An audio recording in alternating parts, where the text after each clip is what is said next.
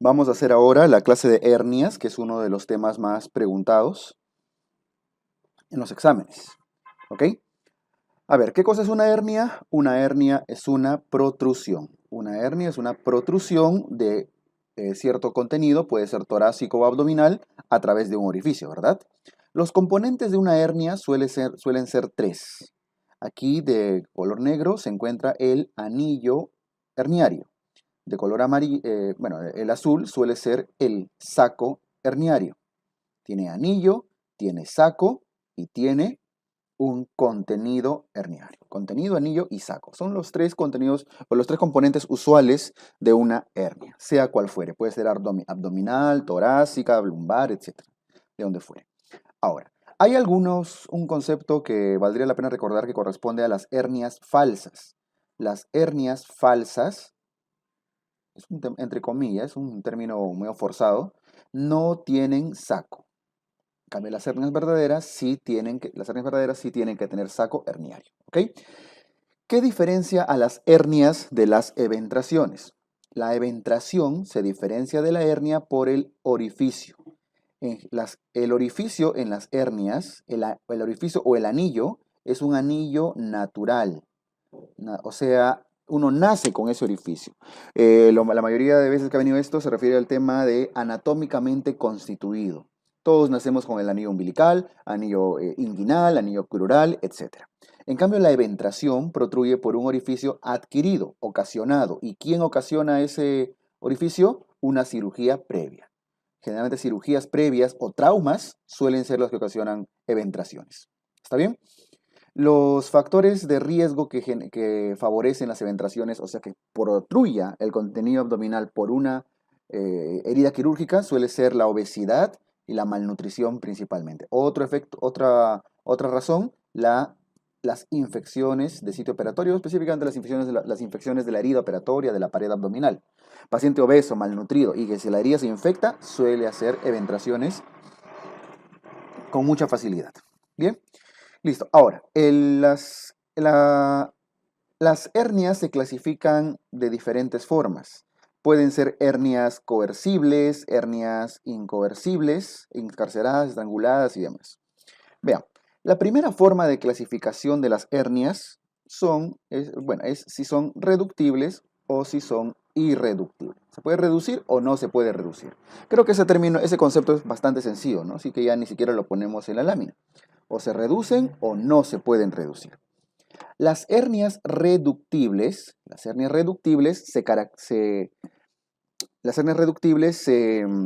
se subdividen en hernias coercibles y hernias incoercibles. ¿Está bien? ¿A qué se refiere? Ambas son previamente reductibles, ambas se pueden reducir. ¿Cuál es la diferencia? La coercible es aquella que ustedes reducen, es la hernia que logran regresar a su lugar, digamos que este es un ombligo y por ahí sale una hernia, lo presionan con su dedito, regresa a su lugar, el contenido de la hernia se mete y si no vuelve a protruir inmediatamente, se queda reducida, se llama una hernia coercible, que es otra forma de decir hernia obediente, ¿no? Es una hernia dócil. Estas son hernias coercibles. Ahora, si la hernia vuelve a protruir, vuelve a salir, se llama una hernia incoercible. ¿Estamos? Pero ojo, al inicio se pudo reducir. Por eso tanto las coercibles como las incoercibles fueron previamente reductibles. Entonces, resumimos, la hernia coercible queda reducida. En cambio, la hernia incoercible vuelve a protruir. La coercible es la que queda reducida. Ahora, obviamente cuando pasan las horas, los días, probablemente vuelva a salir. Estamos hablando de que queda reducida inmediatamente. Y la incoercible que vuelve a protruir inmediatamente. No se olviden, por favor, coercible e incoercible son reductibles. Mientras las hernias irreductibles se subdividen en encarcerada y estrangulada. La encarcerada es aquella que genera obstrucción intestinal. ¿Ya? Obstrucción intestinal. Mientras la estrangulada es aquella que además de generar obstrucción intestinal, tiene compromiso vascular. Compromiso vascular. Miren, en la encarcerada es la hernia que se quedó atrapada por fuera, no la pueden reducir. Esta es una hernia encarcerada más o menos, ¿no? revisando esto. Este es el orificio, el anillo, cualquiera. Sale el intestino, por decir, y se queda atrapado. No puede regresar a su lugar. Mientras el tejido esté en buen estado, está generando obstrucción intestinal, sí, pero todavía se puede irrigar. Sus vasos no están obstruidos. Mantiene una buena irrigación. Eso es una hernia encarcerada. No se puede reducir, está generando obstrucción intestinal, no hay paso de los alimentos, pero todavía tiene vitalidad, no se ha necrosado. ¿Ya? En cambio, la estrangulada es la que ya tiene, están ajustándose sus vasos sanguíneos y ya se está necrosando. Hay procesos de isquemia.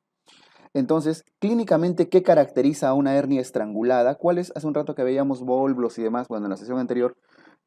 Clínicamente, ¿qué caracteriza a una hernia estrangulada?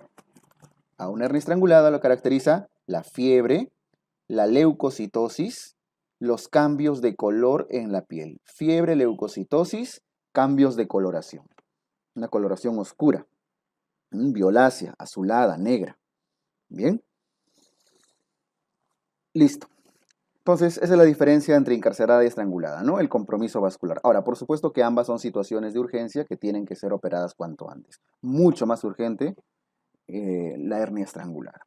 Existen las hernias por deslizamiento. ¿Qué es una hernia por deslizamiento? Es aquella en la cual una víscera, la víscera termina formando parte de la pared del saco herniario. Por decir, tienen acá el anillo herniario, se sale el saco herniario y su contenido, el contenido suele deslizarse.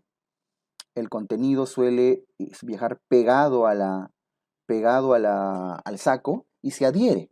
Genera una adherencia tan fuerte al saco que termina formando parte de él. Uno de los órganos que más se desliza suele ser el ciego. En el caso de la zona inguinal, el ciego se suele deslizar, la vejiga puede deslizarse, el apéndice puede deslizarse, las trompas de falopio en una chica puede deslizarse. Entonces, definición de hernia por deslizamiento, el contenido forma parte del continente. Contenido forma parte del continente. Bien.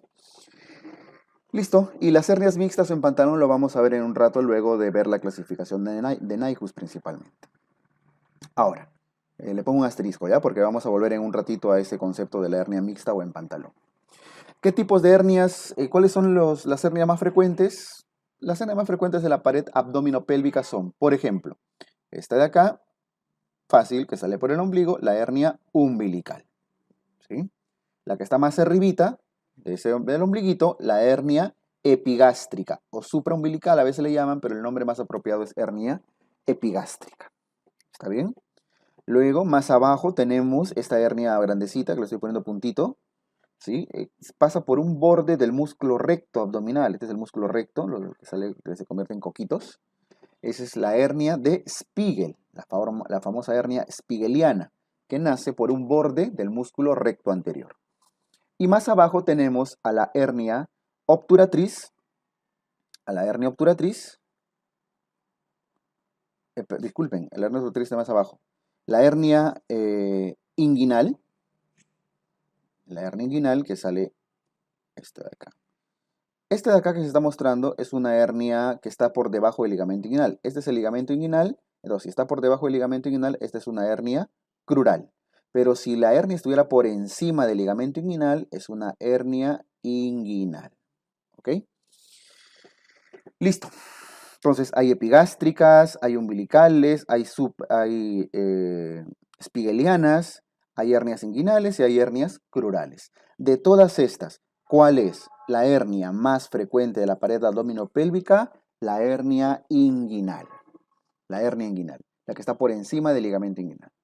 Y específicamente la hernia inguinal del lado derecho. ¿Ya?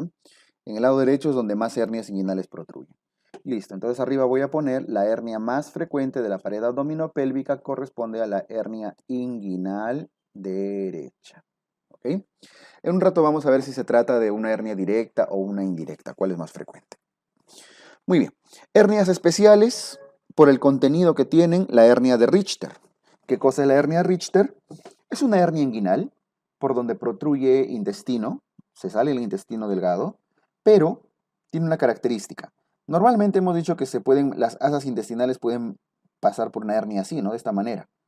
todo el asa intestinal. En la hernia de Richter lo que sucede es lo siguiente. Es parecido a esto. Ahí está el anillo herniario, está el saco herniario, su saquito. Y lo que se mete en la hernia es un borde del intestino. No se mete todo el intestino. Es como si le saliera un divertículo, una cosa así, ¿no? Solo un bordecito del intestino. Y casi siempre es el borde antimesentérico. Por eso decimos lo pellizca. No sale todo el tubo intestinal. Solo un pequeño bordecito, ese de ahí. ¿Ok? Así que como la vasculatura no se suele herniar, porque es el lado mesentérico, entonces suele tener una buena evolución, no suele ser de mal pronóstico. ¿Ok? Bien, entonces a esa se le conoce como la hernia de Richter. Por ahí sale intestino pellizcado, entre paréntesis, el borde antimesentérico. El borde antimesentérico del intestino. ¿Está bien? Listo. La hernia de Littré es aquella hernia, suele ser inguinal también, que suele protruir, por donde suele salir un divertículo de Meckel. Littré no lo he resaltado porque en exámenes de salud, de ENAM casi no ha venido, pero sí ha venido muchas veces en exámenes de residentado, en exámenes de pre-salud. Así que a cualquier rato le puede venir. La hernia de Littré es la que contiene el divertículo de Meckel. La hernia de Amiant es aquella que contiene el apéndice secal, se mete pero en un saco inguinal. La hernia de Garengot, la que tiene el apéndice secal en un saco crural. ¿Sí? Tanto Amiant como Garengot tienen al apéndice. Diferentes tipos de hernia, en hernia inguinal y en hernia crural. Y la hernia de Spiegel es aquella que protruye por la línea semilunar. ¿Cuál era la línea semilunar? Justo esta zona en la imagen, acá, esta zona, ¿no? Por el borde del músculo recto anterior. Esa es la hernia de Spiegel. Por el borde del músculo recto hay una zona que se llama ahí la línea semilunar. Entonces ahí en el texto le ponemos, protruye por la línea semilunar, entre paréntesis, el borde del músculo recto anterior del abdomen, ¿no? Listo. Esto respecto a las generalidades, a algunas hernias especiales, algunas características particulares de las hernias. Vamos a la hernia inguinal, que corresponde a la hernia más frecuente del cuerpo.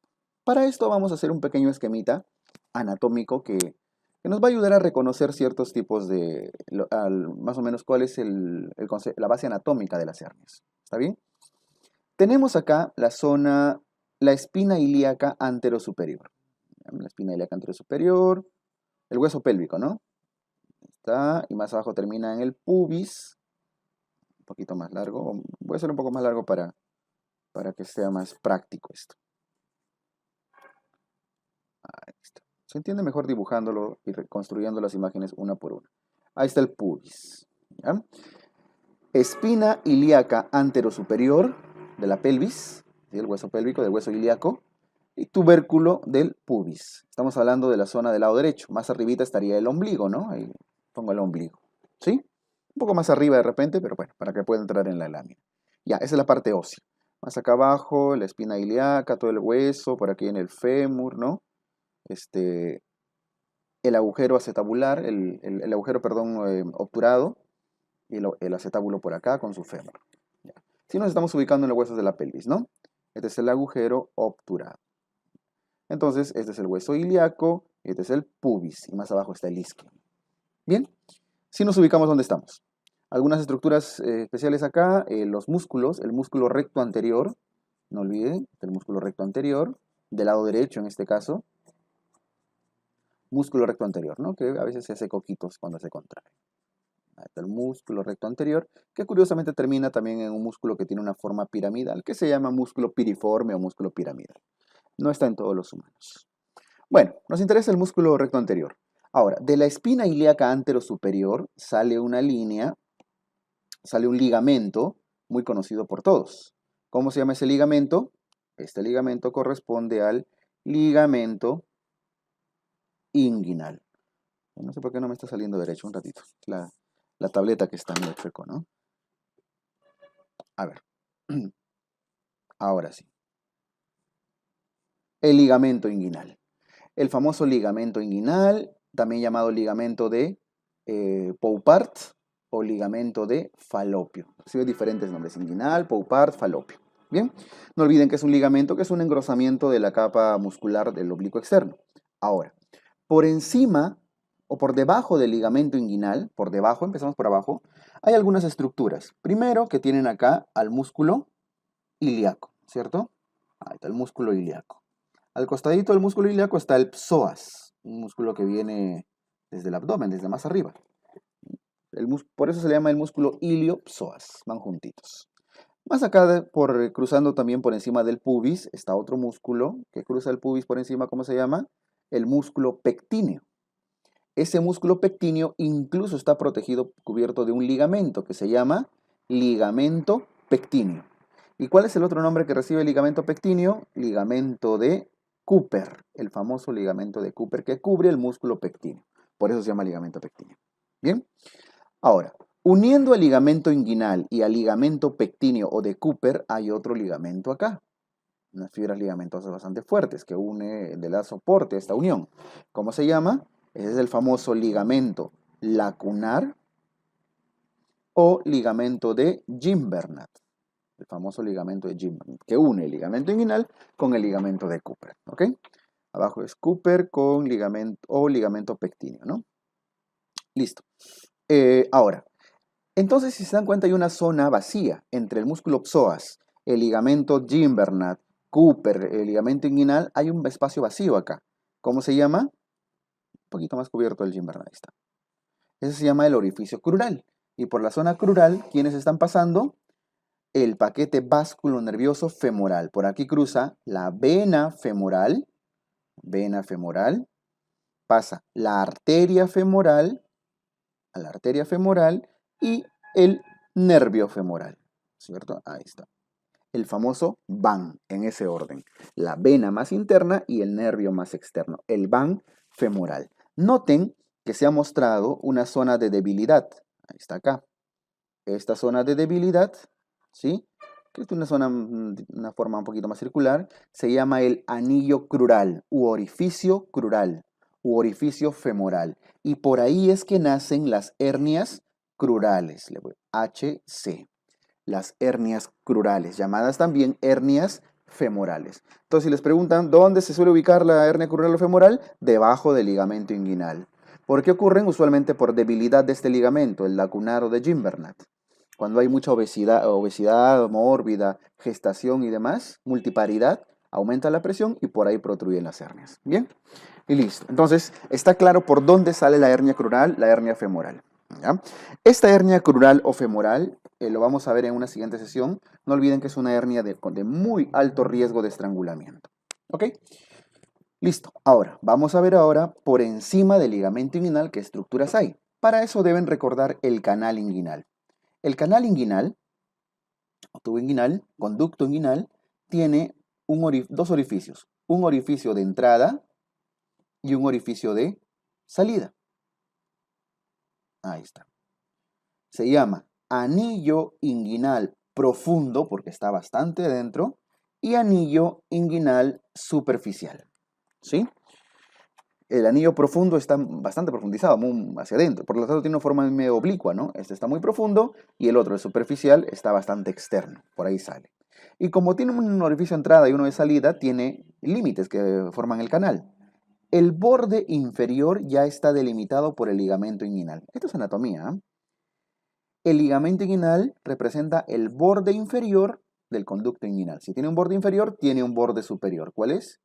El borde superior del canal inguinal, ahí está. Está formado por fibras del tendón conjunto. Y son fibras que vienen desde acá incluso. Ahí está. Vienen desde muy atrás, giran y forman una estructura tendinosa. Tendón conjunto. Ahora, si se llama tendón conjunto, es conjunto de algo, ¿no? ¿Quiénes lo forman? El oblicuo interno del abdomen y el transverso del abdomen. Oblicuo interno y transverso del abdomen. ¿Sí? Listo. Entonces, borde inferior, ligamento inguinal. Borde superior, tendón conjunto. La pared posterior que está al fondo, ya detrás de la computadora, ¿no? Detrás de la lámina. La pared posterior está formada por fibras de dirección transversa.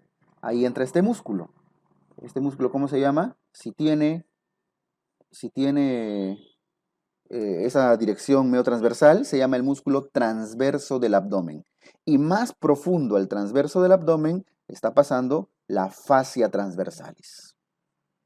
Ahí está, la fascia transversalis, FTL. ¿Ya? Está por detrás del transverso del abdomen. ¿Ah? Noten que el transverso del abdomen, sus fibras llegan solamente hasta cierta parte, hasta acá. ¿Por qué?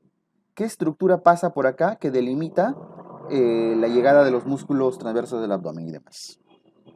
Los vasos epigástricos.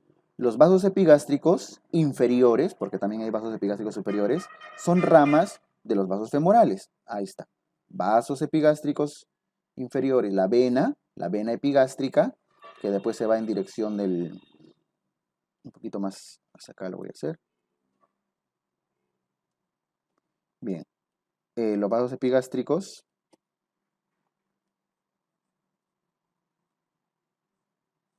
Ahí está, en dirección al recto y luego se va hacia el ombligo. Y a su costadito, la arteria epigástrica, ¿cierto? Vena y arteria epigástrica. Vasos epigástricos inferiores. Bien. Entonces, si se dan cuenta, esos vasos epigástricos están delimitando un triángulo. ¿Cuál es ese triángulo? Lo voy a resaltar. Ese triángulo viene a ser vasos epigástricos, ligamento inguinal y borde del músculo recto. Vasos epigástricos, ligamento inguinal y borde del músculo recto. Ese triángulo se llama el triángulo de Hesselbach, el famoso triángulo de Hesselbach, y por ahí protruyen, ¿quiénes? Protruyen las hernias inguinales directas. Las hernias inguinales directas, por ahí. ¿Por qué? Porque justo la fascia transversalis, que es la pared posterior, a ese nivel está debilitado. Aumenta la presión y por ahí protruye la hernia inguinal directa. Bien, noten entonces que volviendo nuevamente al conducto inguinal, borde superior, tendón conjunto, borde inferior, ligamento inguinal, pared posterior, todo esto, transverso del abdomen, fascia transversalis, y por ahí lo atraviesa los vasos epigástricos. Bien, y por el anillo inguinal profundo ingresa, ¿qué cosa? El conducto peritoneo vaginal. El conducto peritoneo vaginal es el mismo peritoneo, que a esa altura debió estar completamente cerrado. Ahí está. Y dentro están los intestinos. Debería ser así. Pero no se cierra correctamente y el peritoneo persiste. Forma un conducto que se mete hacia el canal inguinal. Ese conducto formado por peritoneo, que llega en algunos varones sobre todo hasta el escroto, formando una bolsa dentro del escroto, ¿eso cómo se llama? Conducto peritoneo vaginal. Ese es el famoso conducto peritoneo vaginal. Y por ahí los intestinos se meten, por ese conducto. Por lo tanto, ¿cómo se llama esa hernia? Se llama hernia inguinal indirecta. Hernia inguinal indirecta. Entonces, resumiendo todo el gráfico. La hernia inguinal indirecta sale por el anillo profundo, ¿verdad? Nace por el anillo profundo, dentro de la persistencia del conducto peritoneo vaginal. La hernia inguinal directa nace por el triángulo de Hesselbach. Y las hernias crurales, luego lo resalto más, nacen por debajo del ligamento inguinal. Bien. Entonces, al final, ¿qué cosa nos faltó? Simplemente mencionar, como hemos mencionado, el conducto inguinal, borde inferior, borde superior y la pared posterior, nos faltó simplemente la pared anterior. Todo esto está cubierto por el músculo que recubre todo esto, el oblicuo mayor u oblicuo externo. ¿Ok? Pero no interesa mucho para esta parte de la clase, nos interesa más la parte interna del conducto inguinal. Entonces, ¿tenemos claro dónde nace la indirecta y la directa? Muy bien. Igual que las hernias crurales, ya está. Acuérdense que la hernia indirecta nace a la altura del triángulo de Hesselbach, medial o interno a los vasos epigástricos, por dentro de los vasos. En cambio, la hernia indirecta nace por fuera de los vasos. ¿Está bien? Listo. Esto respecto a las características anatómicas y los fundamentos anatómicos de la hernia inguinal directa, indirecta y crural. ¿Ok? Muy bien. Este gráfico no lo vamos a borrar porque lo vamos a usar también para una siguiente sesión, así que lo voy a dejar ahí. Bien, regreso a la parte del cuadro. Entonces vamos a hablar ahora de las hernias inguinales. ¿Cuáles son? estas dos de acá, ¿no? La indirecta y la directa, las que nacen por encima del ligamento inguinal.